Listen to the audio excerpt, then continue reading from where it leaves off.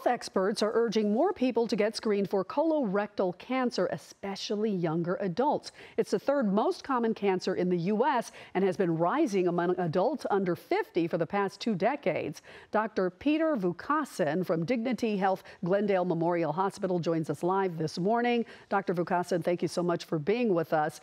And when we talk about colorectal cancer, why is it especially important to screen early? Thank you for having me, Leslie. It's really important to screen early because, as you said, it's a very significant cancer. 1 in 25 people in the United States right now are going to develop this cancer in their lifetime. Although it's a significant cancer, it's actually a very curable and very treatable cancer. And if we catch it at its earliest stages, there's a 90 or 95% chance of curing it. Screening gives the opportunity to catch the cancer earlier rather than waiting for symptoms to develop, which often means it's a more advanced cancer. Wow. Also, there is a bump in the colon that develops that's called a polyp. These polyps are what become cancers. The real benefit of screening is finding these polyps and getting rid of them before they have a chance of becoming cancer. What factors might put a person more at risk, and what can you do to lower your risk? Yeah, there's a lot of factors out there that increase the risk of cancer in general and colorectal in specific.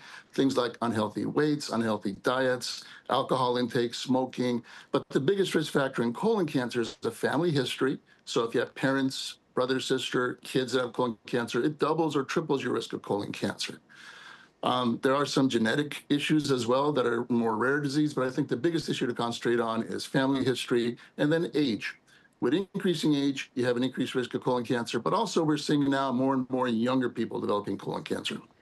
Why do you think that is? Why are younger people developing it?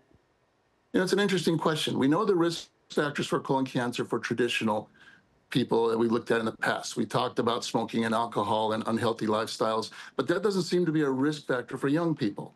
When I started practice, about 1 in 12 or 1 in 15 people in my practice were less than 50 years of age with colon cancer. Now it's 1 in 5 or more. So it's really increasing. But these people are different than what we've seen in the past. They're healthy, they don't smoke, they don't drink, they're not overweight, they really don't fit the usual criteria. We're looking at a lot of things, a lot of factors that might be contributing, trying to figure this out. Things like exposure to artificial lights, things like loss of sleep cycle, which we are all experiencing, things like microplastics in the environment. The real answer is we're not really clear yet, but hopefully in the near future we'll identify those risk factors. Oh, that's very interesting. Doctor, when should people start getting screened and how often? Yeah, the old adage was at 50 years of age. We've actually dropped that a few years ago down to 45 because we're seeing younger people. There's even a call to start screening even earlier, maybe age 40. But right now the recommendations are age 45 and typical recommendations every 10 years to get some kind of cancer screening, colon cancer screening. Okay, Dr. Peter Vukasin, thank you so much for joining us. We appreciate it. Good information. Thank you for having me. Thank you. You too.